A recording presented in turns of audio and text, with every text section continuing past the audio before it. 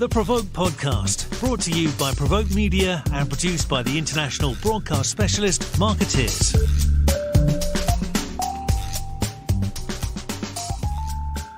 Hello and welcome to the Provoke Podcast. My name is Diana Marzalek. I am a senior reporter with Provoke Media. And today we are here to discuss the talent issue or challenges of talent in the PR industry. Over the last 18 months, recruiting and keeping talent has become one of the PR industry's biggest challenges. In a broad sense, there's just not enough talent to go around, meaning employees more and more are able to call their own shots if they're available at all. And on top of that, the industry is grappling with how to diversify and the need to move beyond traditional recruitment methods. So we have two guests here today to talk recruitment in the PR industry and to help us get a bigger picture of where we're at and where we're going. We have Heather Kernahan, who is the global CEO of the agency Hotwire, and Michael Kay, who is the corporate communications manager for LinkedIn. Welcome. Thank you. Really happy to be here, Diana.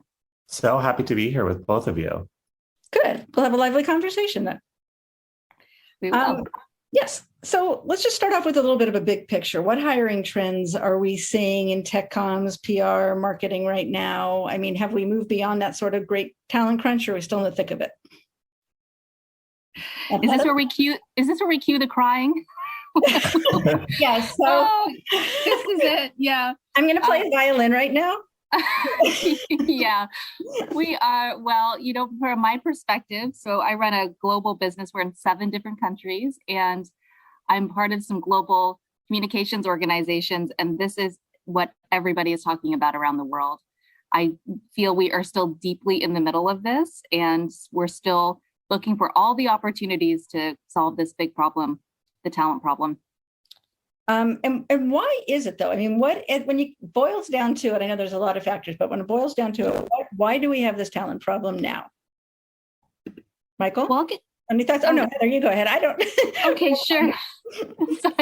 Sorry about that. No. Yeah, go ahead, Michael. Yeah, I was just going to add to echo Heather.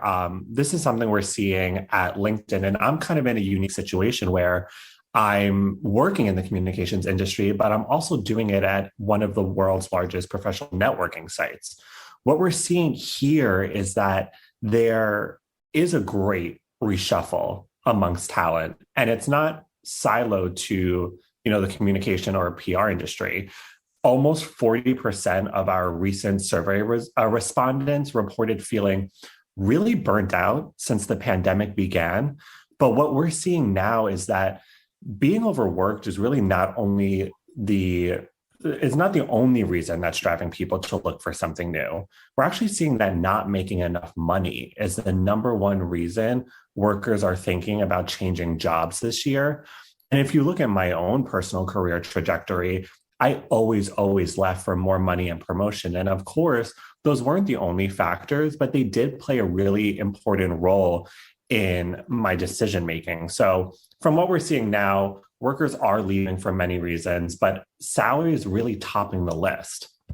When you say salaries, though, hasn't that always been sort of the trajectory when people get into a business, and whether you're moving within your own industry or to a different industry? I mean, promotion, more money, all of that stuff is what many people aspire to. So does that mean they have to leave the comms industry to get that?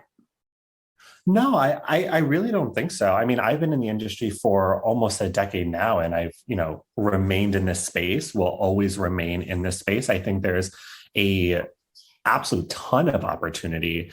You have an abundance of, open roles on the agency side, but also in-house. There's a lot of avenues people can, explore right now.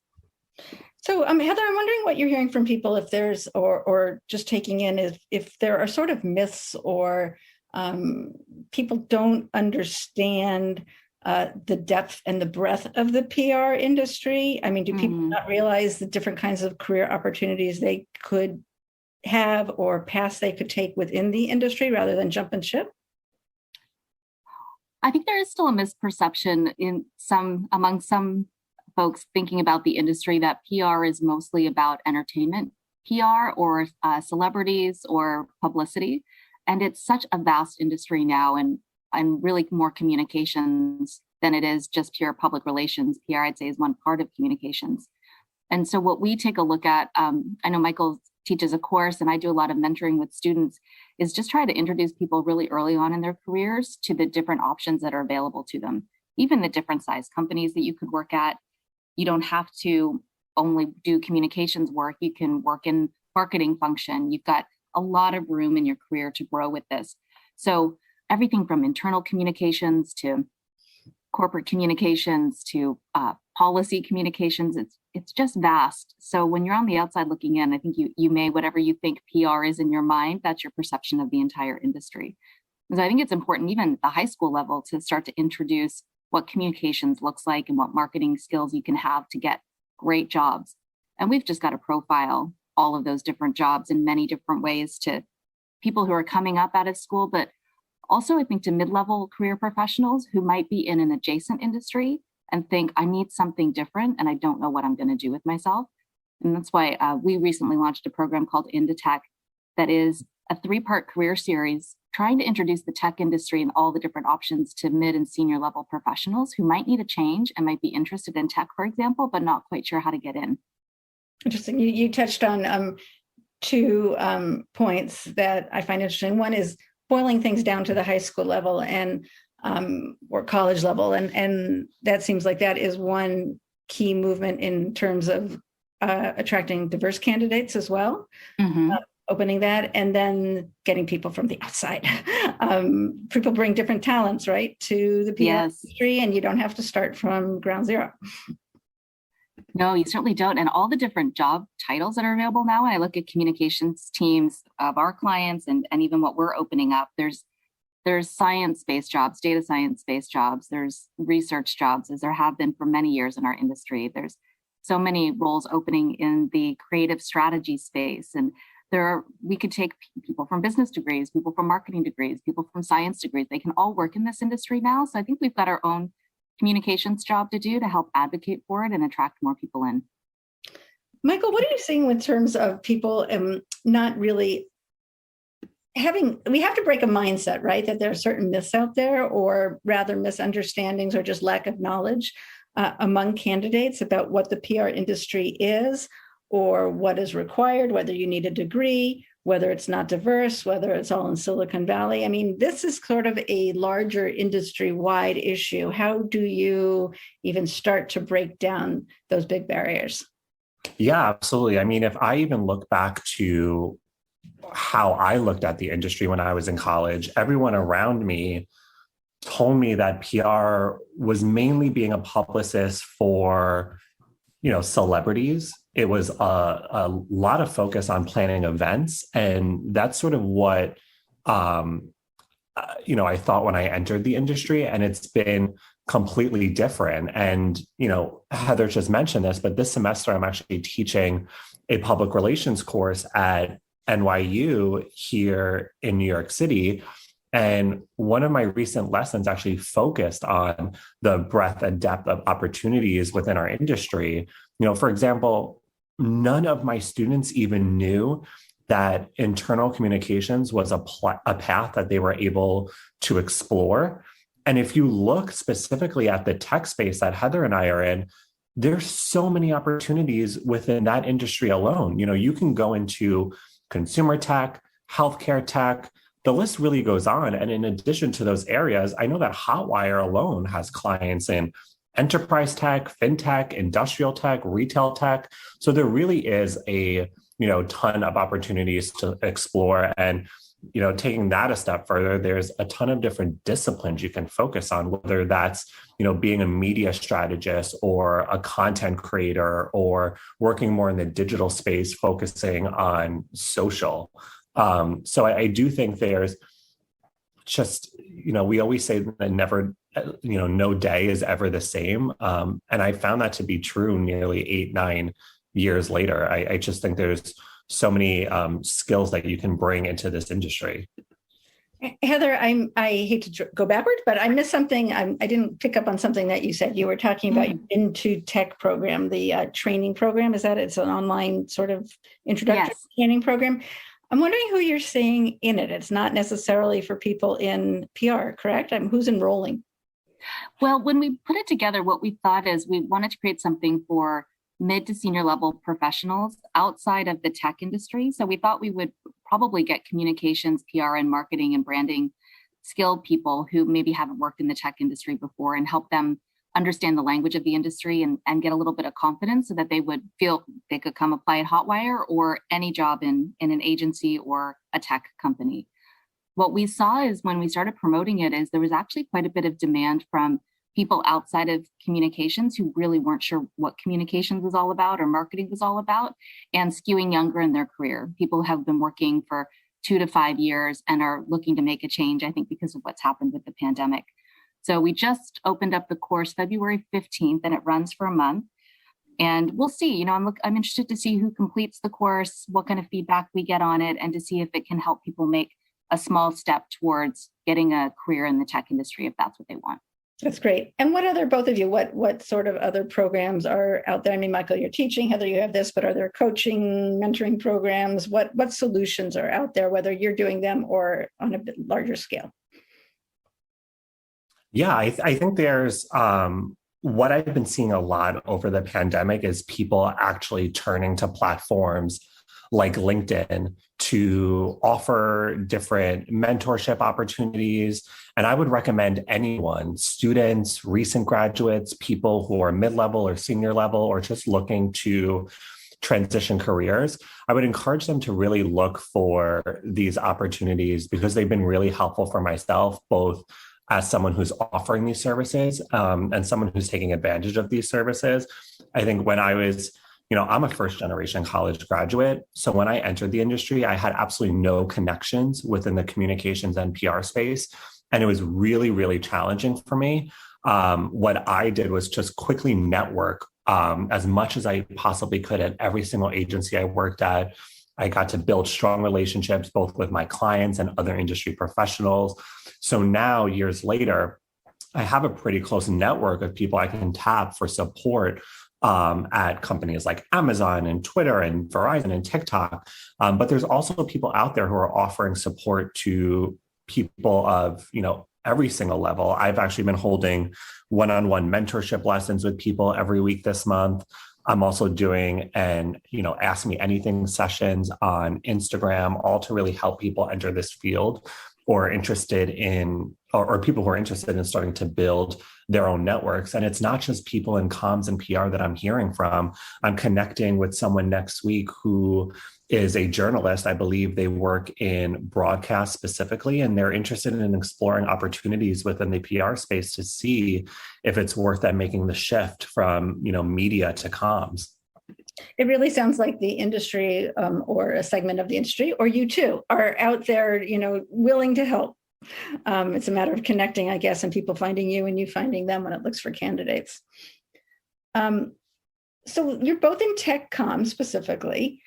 If someone wants to move into tech comms, how would you describe or articulate the differences between working in-house at a business like you, Michael, or an agency like you, Heather? Yeah, I mean, for those who aren't familiar with me, I have experience at both agencies of all sizes, so boutique all the way up to large, but I have been working in-house for the past few years.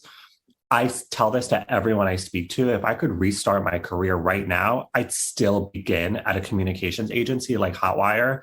I think agencies taught me all the foundational and tactical skills needed to thrive in this industry. You're also working on a diverse group of clients, which I think is just really beneficial to anybody's career. But working in-house at companies like OkCupid and LinkedIn definitely have other benefits. I think when you're working in-house, for me, it's been easier to gain a deep understanding of the business and the company's goals. Because here I have really close relationships with finance and marketing and product and research and senior leadership. So it's been a lot easier for me to see, the bigger picture. But again, I always tell people, if you have the opportunity, begin on the agency side. And Heather, you are an agency. I did the opposite. Yeah. I thought you would. Yeah, when I graduated from college, I did my undergrad and I did a 1-year diploma in public relations, and I had no idea about all the different options available. And so I started at a university, which was too slow paced for me, and then by accident got a first job in the tech industry. And I worked inside technology companies, startups, and some big global ones for about 15 or 18 years. And I thought I would never want to go to an agency. I had lots of agency partners. And I agree with Michael, you get to go really deep. You get to know an industry really well. You get to know technology really well. You get to work with the engineers and sit by their side as they're thinking about which new features they're going to develop. And I just loved my time inside technology companies. And then by chance, I ended up going to an agency. And now I think, my gosh, how could I ever go back? Because instead of working with just one, I get to work with so many great technology brands in a different way and using different skill sets. But I love that variety. And I think that is why a lot of people come to agencies and consultancies. It's the ability to get to work on many different brands and use many different skill sets. Both have their advantages. Yes. So what advice do you have for someone who may want to move into tech, whether they're starting or whether they're somebody from another career, another business? Someone comes to you, what do you tell them? I would first remind people that you can join the tech industry with no prior tech experience. I feel like people get discouraged really early on before even reaching the application phase. And I would encourage them not to think that way. For years, we've seen publications like Forbes and Wall Street Journal claim that every company is now a tech company. And it really is, when you think about it, we're no longer in a place where you can create or market or provide a product or service without technology. So if you don't have any prior experience within the tech industry, I would still apply for the role if you're meeting several of the other qualifications. Before joining this space, I was focused on clients in food and beverage, personal care, grooming. And now I've worked at one of the largest dating apps and the largest professional networking site in the world. So there's a lot of transferable skills. And when I was on the agency side, I saw a lot of these clients starting to do things in the tech space, whether that was a campaign leveraging, AR, or a quick service restaurant building a mobile app and us having to, manage the comms around that. And Heather? Yeah, the one bit of advice, I really love that. Have a goal in mind. That's the first thing I would say, even if it's a mini goal. And that might be to talk to 2 people that you're connected with on LinkedIn who've made that transition over. So you get some firsthand experience from someone who's done it themselves, and start to do what we call behave famously. And that is read media outlets that are focused on tech coverage, or in an industry publication, see who the tech reporter is and start to read that. Start to share articles about technology on your social channels, write little opinion pieces and post it on LinkedIn. Start to build your own brand within the tech industry. Ask people for help in conversations and keep moving forward with it.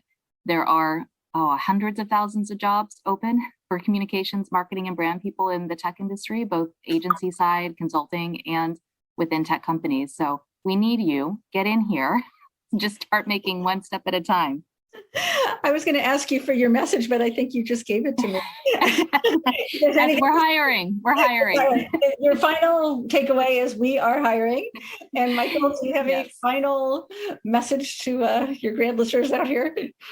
Yeah, I would just build off of what Heather just shared and let people know now is a great time to be looking for a job. There's actually a record-setting number of open jobs right now on LinkedIn, and we're seeing people land jobs faster than ever before. So it's definitely a really great time to explore new opportunities if you're in a space where you're not feeling appreciated or fulfilled at your current company. So it's definitely a great time to be out there and exploring new roles.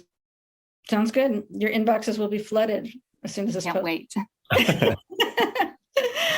All right. Always nice to speak with the both of you. And I appreciate doing it in this format on the podcast. Great information. And we will talk soon. Super. Thank you. Thank you so much.